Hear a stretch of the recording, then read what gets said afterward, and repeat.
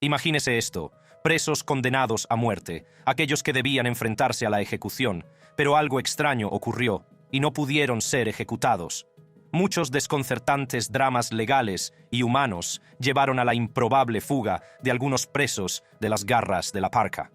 Hoy vamos a ver las historias de los condenados a muerte que escaparon a su destino y sobrevivieron a la fecha de su ejecución. Julius Jones, un hombre que pasó casi 2 décadas en el corredor de la muerte de Oklahoma, vio conmutada su pena de muerte por el gobernador Kevin Stitt. Jones había sido condenado en 1999 por el asesinato a tiros de Paul Howell, un hombre de negocios de un barrio acomodado de Oklahoma City. Durante todo el tiempo que pasó en el corredor de la muerte, Jones proclamó constantemente su inocencia, y su caso obtuvo una amplia atención y el apoyo de celebridades como Kim Kardashian West y el quarterback de la NFL, Baker Mayfield. El periplo de Jones comenzó en 1999, cuando, con 19 años, era un prometedor estudiante atleta que asistía a la Universidad de Oklahoma con una beca académica. Ese año, Paul Howell recibió un trágico disparo durante un robo de coche en la entrada de la casa de sus padres. Jones fue detenido posteriormente y confesó el crimen, pero su condena suscitó numerosas dudas sobre el sistema judicial. Con el paso de los años, crecieron las dudas sobre la culpabilidad de Jones y sus abogados presentaron pruebas de una coartada, sugiriendo que estaba con su familia en el momento del asesinato. Sin embargo, la hermana de Howell se mantuvo firme en su creencia de que Jones era el asesino. La hora prevista para la ejecución de Julius Jones era las 16:06, hora central del día de la conmutación. Solo el gobernador Stitt tenía poder para detener la ejecución, dado el marco legal de Oklahoma. El gobernador Stitt recibió presiones de diversos sectores, como famosos, deportistas y legisladores, para que interviniera y detuviera la ejecución. Kim Kardashian West, firme defensora de la reforma de la justicia penal, visitó a Jones en prisión y utilizó su plataforma para arrojar luz sobre su caso. Baker Mayfield, destacado quarterback de la NFL, expresó públicamente su creencia en la condena injusta de Jones. Sin embargo, los supervivientes de Paul Howell, incluida su hermana Megan Toby, mantuvieron su convicción de que Jones era culpable. Toby declaró que recordaba vívidamente haber visto a Jones disparar a su hermano y subrayó que éste no había mostrado ningún remordimiento. En un raro acto de clemencia, el gobernador, Kevin Stitt, conmutó la pena de muerte de Julius Jones por cadena perpetua sin libertad condicional, horas antes de su ejecución prevista para el 18 de noviembre de 2021. La familia de Jones agradeció el indulto, pero prometió seguir luchando por su liberación. Kim Kardashian y el equipo legal de Jones también agradecieron al gobernador Stitt la conmutación, aunque esperaban una recomendación de cadena perpetua con posibilidad de libertad condicional por parte de la Junta. La familia de Paul Howell encontró consuelo en la seguridad de que Jones nunca podría optar a la libertad condicional ni a una nueva conmutación. El fiscal general, John M. O'Connor, expresó su decepción por considerar que la pena de muerte estaba justificada en el caso de Jones. John Babacombe Lee. John Lee, también conocido como Babacombe Lee, fue un hombre que se hizo famoso por escapar de la ejecución en un caso de asesinato en Inglaterra a finales del siglo XIX. Nacido en Devon en 1864, Lee tenía un pasado turbulento que incluía el servicio en la Marina Real y un historial de robos. En 1885 fue acusado de asesinar a su empleadora, Emma Case, en su casa cerca de Torquay. Las pruebas en su contra eran escasas y se basaban principalmente en factores circunstanciales, como su presencia en la casa, sus antecedentes penales y un corte inexplicable en el brazo. A pesar de mantener su inocencia, Lee fue condenado a muerte. El día de la ejecución, el 23 de febrero de 1885, se convirtió en un fatídico y extraño acontecimiento. Se realizaron 3 intentos de ahorcar a Lee, pero en cada uno de ellos la trampilla del cadalso no se abrió. Este inesperado fallo provocó la suspensión de la ejecución. Una investigación reveló un desajuste en la horca que hizo que las bisagras de la trampilla se atascaran. Debido a este chocante giro de los acontecimientos, la sentencia de Lee fue conmutada por cadena perpetua por el ministro del Interior, Sir William Harcourt. Lee siguió proclamando su inocencia y solicitó su puesta en libertad, que finalmente obtuvo en 1907. Tras su liberación, Lee aprovechó su notoriedad para hacer giras y dar conferencias sobre su vida. Incluso protagonizó una película muda. Sin embargo, su vida tras la liberación estuvo marcada por la controversia y el misterio. en 1911, había abandonado a su familia y emigrado, y su paradero era cada vez más incierto. En 1936 salió a la luz un artículo que presentaba una nueva versión de los hechos, según la cual Lee había protegido a un amigo durante el asesinato y había sido condenado injustamente. Esta versión, supuestamente contada por el propio Lee, añadió otra capa de intriga al caso. El verdadero destino de Lee permaneció oculto durante muchos años, aunque algunos especularon con que había muerto en Estados Unidos, Canadá o Australia. Investigaciones recientes sugieren que falleció en Milwaukee, Estados Unidos, en 1945, bajo el nombre de James Lee. Su vida tras salir de prisión distó mucho de la versión romántica que presentó al público. La fuga de John Lee de la ejecución, tras 3 intentos fallidos de ahorcamiento en 1885, le convirtió en una figura célebre de la historia criminal inglesa. Sin embargo, la verdad que se esconde tras el caso de asesinato y su vida posterior a la liberación sigue envuelta en el misterio y la controversia. Rodney Reed. Rodney Reed, nacido en 1967, se enfrentó a un destino funesto como condenado a muerte en 1998 por el secuestro, violación y asesinato de Stacey Stites en Texas. Su caso suscitó polémica y provocó una dramática huida de la ejecución. Stites, una joven de 19 años de Giddings, Texas, apareció muerta en 1996. En un principio, Reed negó conocerla, pero cuando su ADN coincidió con las pruebas halladas en su cadáver, alegó una relación consentida. Durante el juicio, el Estado alegó otros presuntos delitos y pidió la pena de muerte. Reed fue condenado a muerte en 1998 y enviado al corredor de la muerte. Sin embargo, las dudas sobre su culpabilidad provocaron una oleada de apoyo. En 2019, la ejecución de Reed estaba programada para el 20 de noviembre, pero legisladores, bipartidistas y celebridades abogaron por un indulto. Se instó al gobernador de Texas, Greg Abbott, a detener la ejecución, y la Junta de Indultos y Libertad Condicional de Texas recomendó por unanimidad un indulto de 120 días. Ese mismo día, el Tribunal de Apelaciones Penales de Texas suspendió indefinidamente la ejecución de Reed para examinar sus alegaciones de inocencia. Se produjeron nuevos aplazamientos en 2023, cuando el Tribunal Supremo permitió a Reed solicitar pruebas de ADN del arma homicida. La trayectoria de Rodney Reed comenzó en Texas, donde creció con 6 hermanos y destacó en los deportes. El asesinato de Stites en 1996 levantó sospechas sobre la implicación de Reed debido a las similitudes con otro ataque en el que estuvo implicado. Las pruebas de ADN vincularon a Reed con el crimen, pero este afirmó mantener una relación clandestina con Stites. El juicio de Reed se basó en gran medida en las pruebas de ADN, sin otras pruebas sustanciales ni testigos oculares. Las negativas iniciales de Reed se atribuyeron al miedo y a la preocupación por los prejuicios raciales. La acusación alegó que Reed tendió una emboscada a Stites cuando se dirigía al trabajo. En 1998, Reed fue declarado culpable y condenado a muerte, con la acusación destacando cargos anteriores de violación contra él. Se presentaron apelaciones, alegando que se había ignorado a testigos y ocultado pruebas. El caso fue objeto de gran atención, y celebridades y activistas abogaron por la exoneración de Reed. La fecha de ejecución de 2015 fue reprogramada para permitir el examen de nuevas pruebas. En 2019, personalidades públicas se unieron en apoyo de Reed, lo que condujo al indulto y a una renovada atención a posibles nuevas pruebas. En 2023, el Tribunal de Apelaciones Penales de Texas denegó a Reed un nuevo juicio, afirmando su incapacidad para demostrar su probable inocencia. Sin embargo, el caso de Reed llegó al Tribunal Supremo, que falló a su favor sobre la prescripción, lo que supuso un rayo de esperanza en su lucha por la justicia. Kirk Bloodsworth. La vida de Kirk Bloodsworth dio un giro desgarrador cuando se convirtió en la primera persona en Estados Unidos condenada a muerte y posteriormente exonerada. Con solo 22 años, fue condenado injustamente y pasó 9 angustiosos años entre rejas antes de que se hiciera justicia. En 1984, un trágico suceso sacudió Rosedale, Maryland.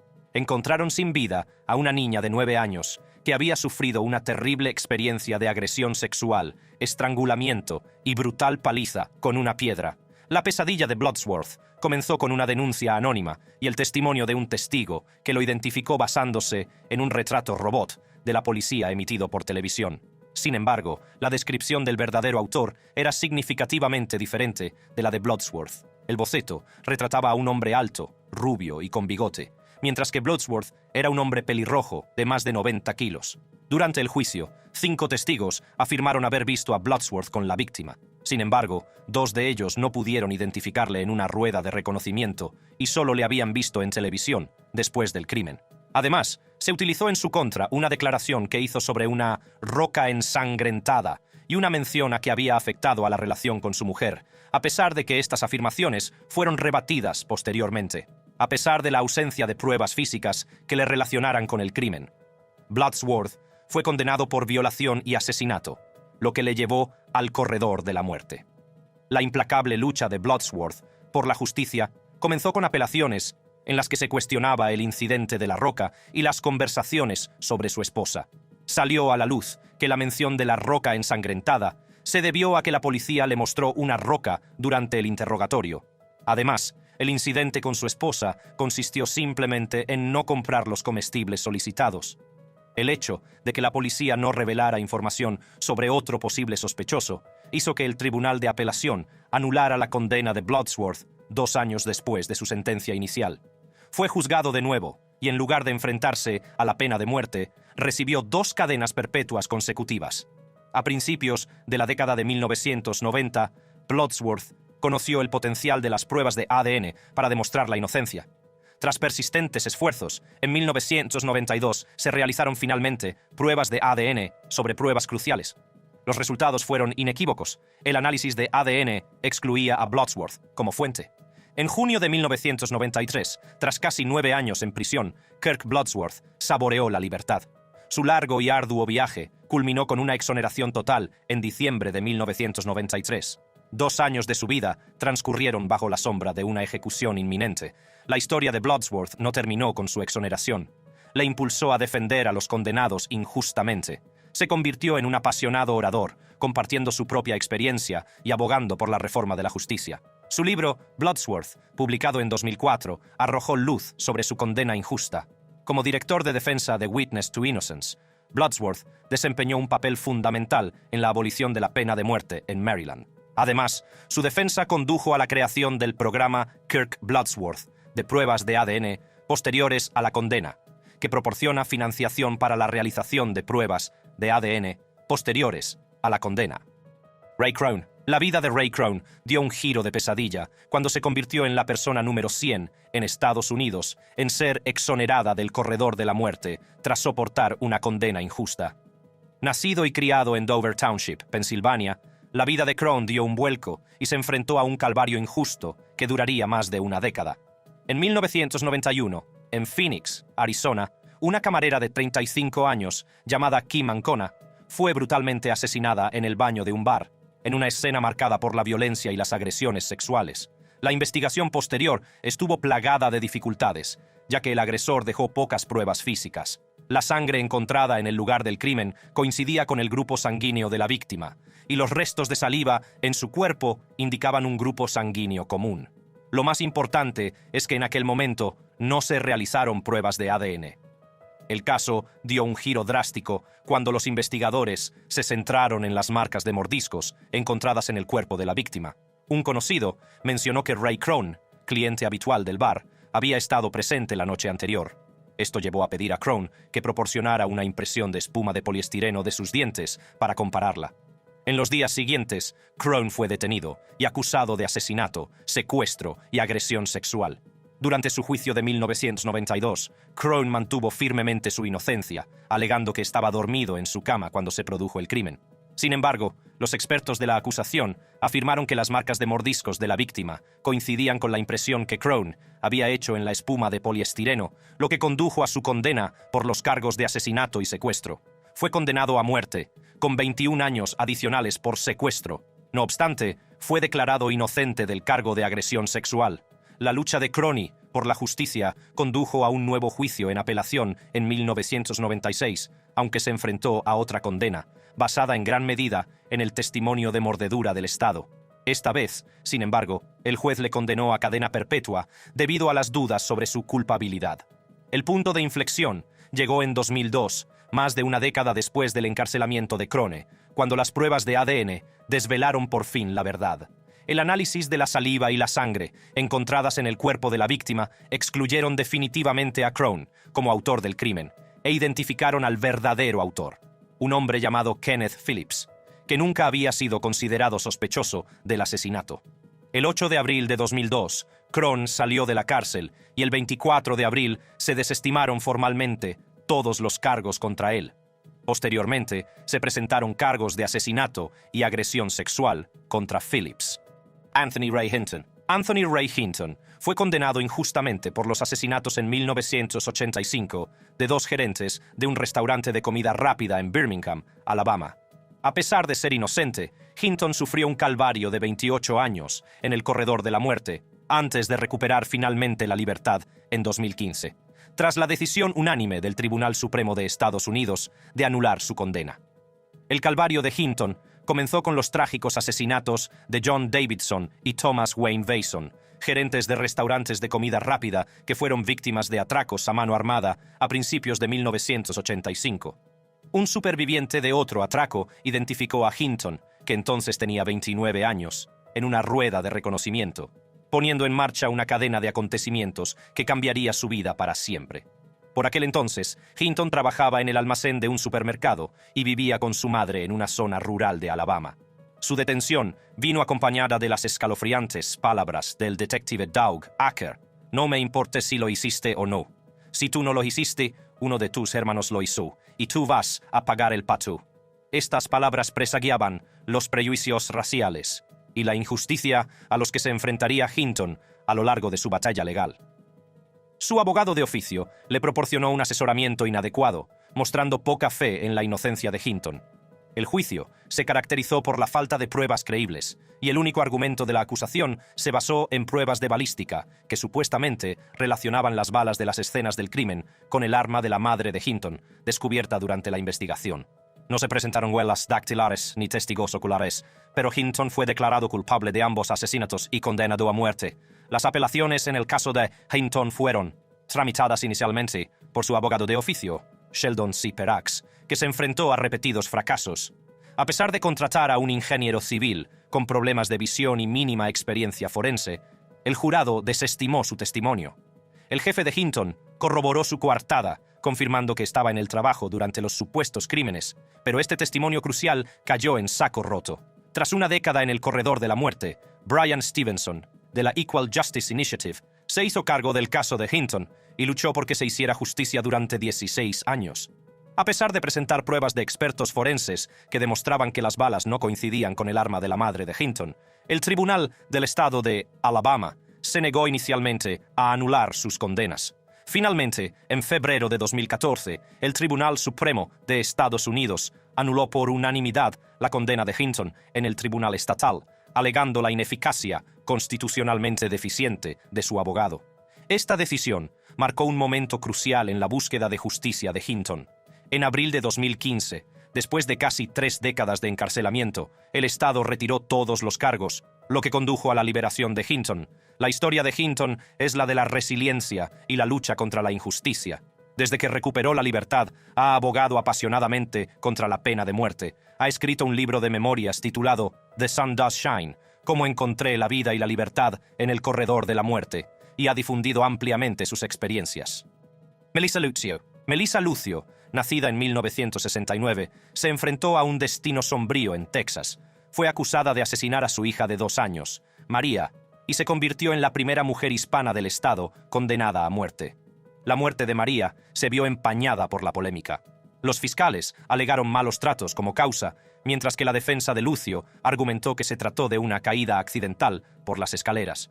La tumultuosa vida de Lucio comenzó con una infancia difícil, marcada por los abusos sexuales del novio de su madre. Se casó a los 16 años, tuvo 2 hijos en 2 matrimonios y sufrió abuso de sustancias y violencia doméstica. Los servicios de protección de menores habían intervenido anteriormente, pero sus hijos volvieron a estar a su cargo. La tragedia se desencadenó el 17 de febrero de 2007, cuando María fue encontrada inconsciente en su casa. Había señales de malos tratos, como marcas en el cuerpo, un brazo fracturado y otras. Lucio sostenía que las lesiones de María se debían a la caída por las escaleras 2 días antes de su muerte. Sin embargo, las autoridades creían lo contrario y Lucio fue sometido a un agotador interrogatorio de 7 horas, llegando a decir: «Supongo que fui yo». Durante su juicio, las declaraciones grabadas de este interrogatorio se presentaron como una confesión, y un patólogo testificó que las lesiones de María eran compatibles con los malos tratos. En 2008, Lucio fue declarado culpable de asesinato y condenado a muerte. A pesar de los argumentos de su defensa y de que los registros de la CPS no mostraban acusaciones previas de abusos, permaneció encarcelada en el corredor de la muerte. Con el paso de los años, aparecieron pruebas que ponían en duda su condena. En un primer momento, un tribunal de 3 jueces anuló su condena, alegando injerencias en su defensa. Sin embargo, esta decisión fue revocada posteriormente en una audiencia en Banff. Un patólogo forense cuestionó las conclusiones del médico forense anterior y un miembro del jurado admitió haber cambiado su voto a favor de la pena de muerte debido a la presión de sus compañeros. Con su ejecución prevista para el 27 de abril de 2022, se presentaron peticiones de clemencia y aumentó el apoyo de legisladores y grupos de defensa. Muchos argumentaron que el caso de Melissa Lucio presentaba las características de una condena injusta basada en una confesión falsa. Los supervivientes de traumas y abusos, como ella, pueden ser vulnerables a interrogatorios coercitivos. En un giro sorprendente, el 25 de abril de 2022, el Tribunal de Apelaciones en lo Penal de Texas concedió la suspensión de la ejecución, ordenando la revisión de nuevas pruebas que sugerían su inocencia. Aunque su futuro sigue siendo incierto, su historia ha suscitado debates sobre los fallos del sistema de justicia penal y la necesidad de reformas. Dwayne Edward Buck, afroamericano, se libró por los pelos de la pena de muerte tras ser declarado culpable de matar a tiros a su exnovia, Deborah Gardner, y al amigo de esta, Kenneth Butler, además de herir a su hermana. Durante el juicio, el psicólogo Walter Quijano, presentado como testigo de la defensa, hizo una declaración perjudicial. Quijano sugirió que los individuos negros eran estadísticamente más propensos a cometer actos violentos. Esta afirmación desempeñó un papel fundamental en la apelación de Buck, que alegó prejuicios raciales en su condena. En 2000, el fiscal general de Texas, John Cornyn, recomendó la revisión de 6 casos, incluido el de Buck, debido a testimonios con sesgo racial. Sin embargo, el caso de Buck no estuvo entre los revisados. Los otros 5 casos fueron revisados, pero resultaron en la reafirmación de las sentencias de muerte, ya que el testimonio cuestionable fue considerado un factor menor. La ejecución de Buck estaba prevista para el 15 de septiembre de 2011, pero el Tribunal Supremo de Estados Unidos concedió la suspensión del proceso. Aunque los magistrados reconocieron que el testimonio de Quijano podría haber dado lugar a una revocación de la sentencia si lo hubiera presentado la fiscalía, fue, de hecho, utilizado por el propio abogado de Buck durante el juicio. Este giro legal provocó un debate entre los jueces, con algunos sugiriendo un resultado diferente si la fiscalía hubiera presentado el testimonio. En agosto de 2015, el Tribunal de Apelaciones del Quinto Circuito de Estados Unidos se negó a abordar la cuestión de la raza como factor decisivo en las ejecuciones, alegando que Buck no había demostrado circunstancias extraordinarias. Sin embargo, el Tribunal Supremo de Estados Unidos aceptó conocer del caso en octubre de 2016, centrándose en si el Quinto Circuito había impuesto una norma de certificado de apelabilidad excesivamente restrictiva. En un giro sorprendente, el 3 de octubre de 2017, Buck fue condenado de nuevo a cadena perpetua tras llegar a un acuerdo de culpabilidad en un tribunal del condado de Harris. La fiscal Kim Ogg, reconociendo la historia manchada del caso, decidió no buscar la pena de muerte. Afirmó que, dadas las implicaciones raciales del caso, era poco probable que un jurado del condado de Harris dictara otra sentencia de muerte. En su lugar, Buck se declaró culpable de 2 nuevos cargos de intento de asesinato, con condenas concurrentes de 60 años, para garantizar que permanezca encarcelado. Podrá optar a la libertad condicional en 2035. Este acuerdo puso fin a una batalla legal de 2 décadas para Buck, que se había enfrentado a numerosas apelaciones y denegaciones. La sentencia anterior del Tribunal Supremo de II puso de relieve el uso inconstitucional de estereotipos raciales durante su condena, subrayando que la ley debe centrarse en las acciones, no en la identidad del acusado. El caso, con su trasfondo racial, se recordará siempre como un momento crítico en la búsqueda de la justicia. Purvis Payne. En 1991, el Tribunal Supremo de IEUU abordó un caso crucial conocido como Payne contra Tennessee. Este caso dictaminó que las declaraciones de impacto de la víctima, que describen los efectos emocionales y personales de un delito, pueden presentarse durante la fase de sentencia de un juicio, incluso en casos de pena de muerte. El caso giraba en torno a Pervis Tyrone Payne, que fue procesado en Tennessee por un crimen horrendo. Según su condena, el 27 de junio de 1987, Payne presuntamente intentó violar a Charis Christopher, una conocida, y luego la asesinó brutalmente a ella y a su hija de 2 años, Lassie Joe. La policía lo encontró cubierto de sangre mientras abandonaba el lugar de los hechos. La defensa de Payne pintó un cuadro diferente. Afirmó que estaba visitando a su novia en el mismo edificio y se apresuró a ayudar al oír gritos procedentes de la habitación de las víctimas. Los testigos también dijeron haber visto a otro hombre huyendo de la escena del crimen. No obstante, Payne fue condenado por 2 cargos de asesinato en primer grado y otros cargos conexos. Durante la fase de sentencia, tanto la defensa como la acusación presentaron pruebas. Payne apeló al Tribunal Supremo de EEUU, que decidió reconsiderar su postura anterior. El 27 de junio de 1991, fallaron a favor de admitir las declaraciones de impacto de la víctima y el presidente del Tribunal Supremo, Rehnquist, adujo varias razones. El tribunal puede considerar todas las pruebas pertinentes. La naturaleza atroz del crimen justifica la presentación de dichas declaraciones. Los precedentes legales pueden cambiar con el tiempo. El acusado tiene derecho a presentar pruebas atenuantes, por lo que la acusación debe poder presentar pruebas agravantes sobre la víctima. Los jueces Stevens y Marshall discreparon, afirmando que la víctima no está siendo juzgada y no tiene derechos constitucionales en el proceso. El impacto del caso Payne se extiende más allá de la sala del tribunal. Influyó significativamente en los derechos de las víctimas, la criminología y la interpretación de stare decisis, el principio del precedente legal. Permitió las declaraciones de impacto de las víctimas en muchos tribunales estadounidenses, convirtiéndose en un acontecimiento fundamental en el movimiento por los derechos de las víctimas. El caso de Payne dio numerosos giros legales a lo largo de los años. Mantuvo su inocencia, obteniendo el apoyo de organizaciones como The Innocence Project y The Southern Christian Leadership Conference. En 2020, se ordenaron pruebas de ADN para investigar sus afirmaciones. El 18 de noviembre de 2021, el fiscal general del condado de Shelby anunció que Payne cumpliría 2 cadenas perpetuas consecutivas en lugar de enfrentarse a la ejecución. En esta decisión influyó una ley aprobada en 2021 que permitía a los condenados a muerte apelar sus sentencias por motivos de discapacidad intelectual. Payne, que padecía una discapacidad intelectual, ya no podía ser ejecutado. Fue condenado de nuevo a cadena perpetua concurrente, con posibilidad de libertad condicional en 2027. Scott Lee Peterson, Lassie Peterson, tuvo un trágico destino a finales de 2002, cuando estaba embarazada de 8 meses de su primer hijo. Su marido, Scott Peterson, se enfrentó a acusaciones y procesos judiciales por su asesinato y el de su hijo nonato. Aunque inicialmente fue condenado a muerte, la trayectoria de Scott dio un giro en 2020, lo que le llevó a ser condenado a cadena perpetua sin libertad condicional en 2021. Lassie creció en Escalon, California, trabajando en la granja lechera de su familia. Asistió a la universidad, especializándose en horticultura ornamental. Scott, por su parte, procedía de San Diego, California, y desde muy pronto se mostró prometedor en el golf. Se matriculó en la Universidad Estatal de Arizona con una beca de golf, pero finalmente se licenció en empresariales agrícolas en la Universidad Politécnica Estatal de California. Los trágicos acontecimientos comenzaron el 23 de diciembre de 2002, cuando Lassie y Scott llevaban un día aparentemente normal. Scott afirmó que ese día había ido a pescar al puerto deportivo de Berkeley, mientras Lassie se preparaba para la Nochebuena.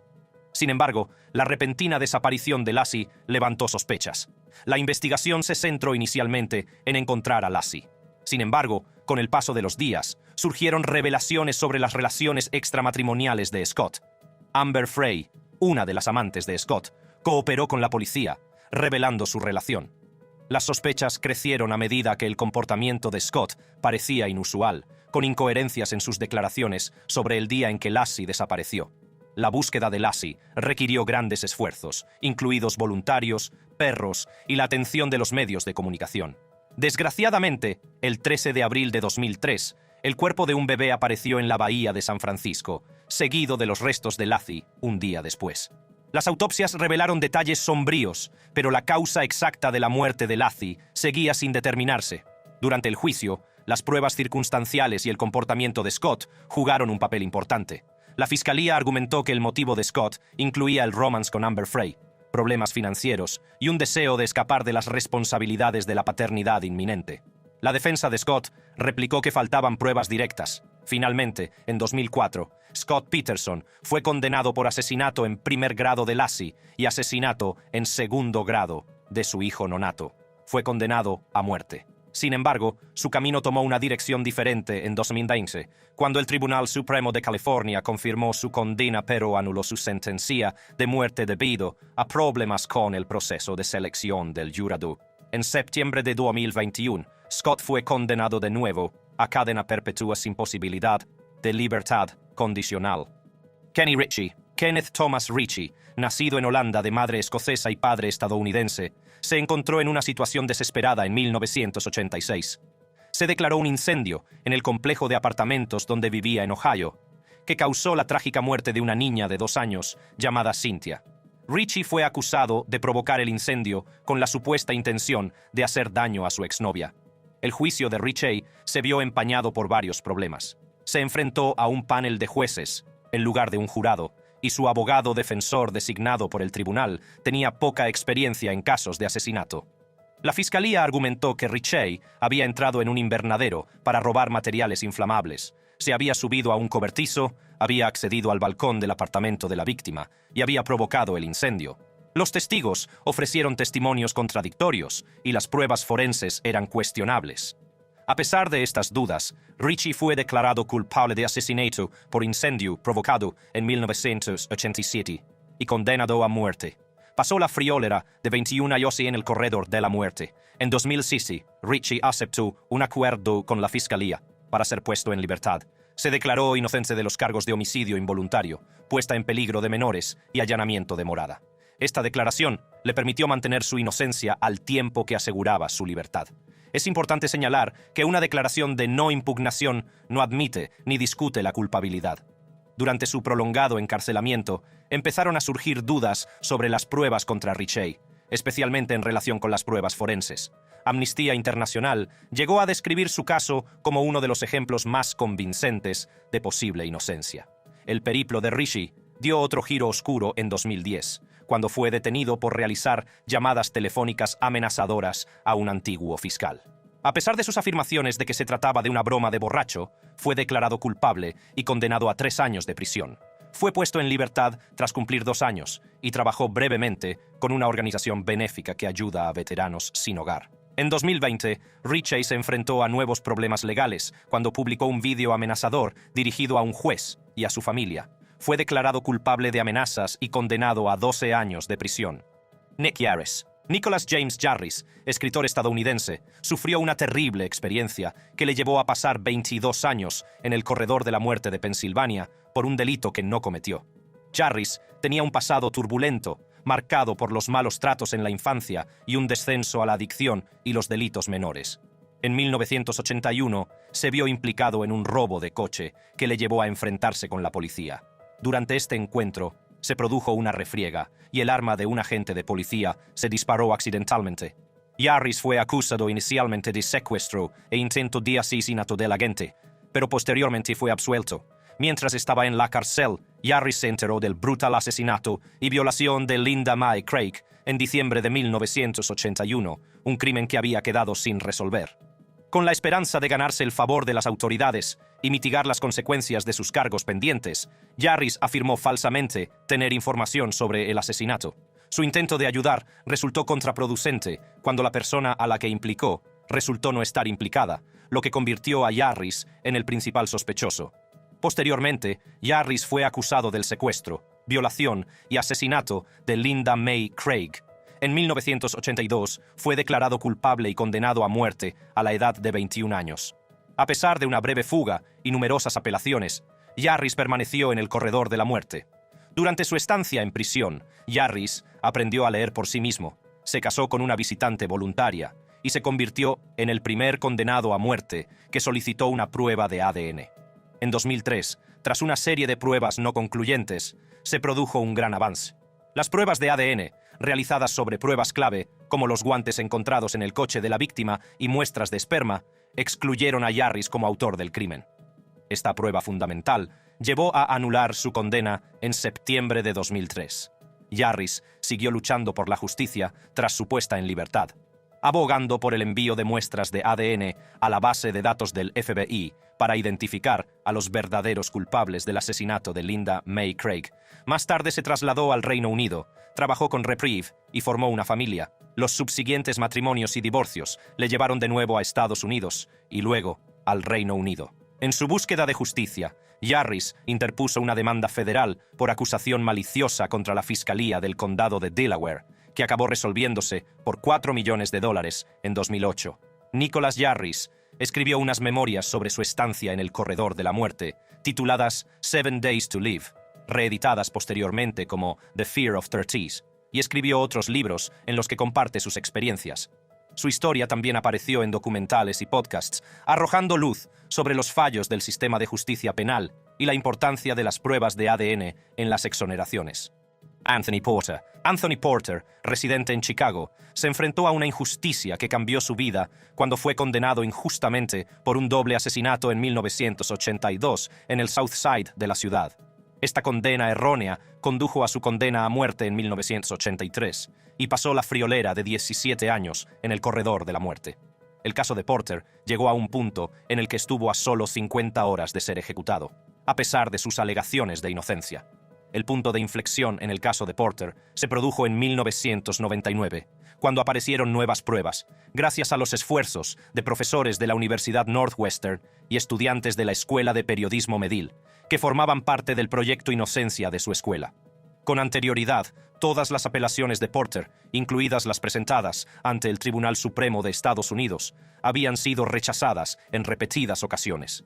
El momento crucial en la exoneración de Porter fue la identificación y confesión de otro sospechoso, Al Story Simon, que desencadenó un proceso muy polémico. Simon, que había regresado a Milwaukee tras vivir en Chicago en los años 80, fue señalado como el verdadero autor de los asesinatos en 1999 por el proyecto Inocencia Medill. Simon confesó los crímenes en una cinta de vídeo, por lo que se declaró culpable y fue condenado a 37 años y medio de prisión. Sin embargo, Simon se retractó más tarde de su confesión, alegando que había sido coaccionado por un investigador privado, Paul Ciolino, que se hizo pasar por policía municipal mientras colaboraba con el proyecto Inocencia. Esta controversia causó un importante revuelo, que se tradujo en la suspensión de David Protess, uno de los profesores implicados en el proyecto Inocencia por parte de la Universidad Northwestern, en 2011. También se reveló que 2 testigos se habían retractado de sus declaraciones.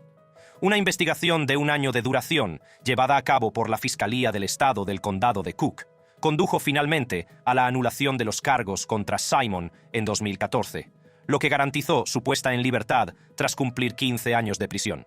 Sorprendentemente, la cuestión de quién cometió el doble asesinato quedó sin respuesta. El periplo judicial de Anthony Porter también tuvo sus vericuetos. En 2003, presentó una demanda civil contra la ciudad por $24 millones, pero en 2005, un jurado falló a favor de la ciudad, confirmando la investigación policial original y la postura de la fiscalía. Por otro lado, Al Story Simon presentó una demanda federal de derechos civiles contra el proyecto Inocencia de la Universidad Northwestern en 2014, alegando engaño y coacción en su falsa confesión. Recibió un acuerdo no revelado en noviembre de 2018. La exoneración de Anthony Porter y las posteriores revelaciones sobre los fallos, en su caso, tuvieron un profundo impacto en la postura de Illinois sobre la pena de muerte. En 2000, el gobernador George Ryan inició una moratoria de las ejecuciones en el estado, y en 2011, la legislatura estatal aprobó una ley que abolía la pena de muerte, una decisión promulgada por el gobernador Pat Quinn. Earl Washington Jr., un hombre con discapacidad intelectual, se encontró en 1984 en el centro de un grave error judicial. Condenado injustamente por violación y asesinato, se enfrentaba a la pena de muerte en Virginia. El calvario de Washington comenzó cuando fue detenido en 1983 por un delito no relacionado: el allanamiento de la casa de un vecino durante una disputa en estado de embriaguez. La policía aprovechó esta detención para obligarle a confesar la violación y asesinato de Rebecca Lynn Williams, de 19 años, un crimen ocurrido en 1982 en Culpeper, Virginia. A pesar de la limitada capacidad mental de Washington, se le obligó a dar múltiples confesiones, incluida una en la que describió de forma inexacta detalles cruciales del crimen. Su abogado defensor, de baja calidad, no destacó su discapacidad intelectual como factor atenuante durante la sentencia. Como resultado, fue declarado culpable de asesinato y condenado a muerte. Sin embargo, el caso dio un giro dramático en 1985, cuando otro condenado a muerte, Joseph Giarratano, junto con la abogada voluntaria Marie Deans y una defensa gratuita, descubrieron la discapacidad mental de Washington y consiguieron que se suspendiera la ejecución solo 9 días antes de la fecha prevista. En 1993 surgió un rayo de esperanza cuando las pruebas de ADN realizadas en el lugar del crimen pusieron en duda la culpabilidad de Washington. Por desgracia, las estrictas limitaciones de Virginia a la introducción de nuevas pruebas tras la condena impidieron la exoneración inmediata. No obstante, el gobernador Douglas Wilder conmutó su pena por cadena perpetua en 1994. No fue hasta el año 2000, con la llegada de pruebas de ADN más precisas, cuando Washington fue plenamente exonerado. Esta vez, el gobernador James Gilmore le concedió el indulto y salió de prisión tras haber pasado más de 17 años encarcelado por un delito que no había cometido. Tras su exoneración, Washington recibió indemnizaciones, entre ellas una en 2006, del patrimonio del agente Curtis R. Wilmore, que había forzado su falsa confesión, y otra en 2007 del estado de Virginia. Estos acuerdos reconocían la grave injusticia que había sufrido. Desde su liberación, Washington ha rehecho su vida. Se casó y trabaja como empleado de mantenimiento en Virginia Beach. Su caso provocó un cambio en la legislación de Virginia, que permite a los reclusos que alegan inocencia solicitar pruebas de ADN en cualquier momento, suavizando una de las normas más estrictas del país en lo que respecta a nuevas pruebas. Esto fue todo sobre los presos del corredor de la muerte, que no pudieron ser ejecutados. Gracias por seguir con nosotros. Si le gusta nuestro contenido, nuestros vídeos más recientes están a un solo clic.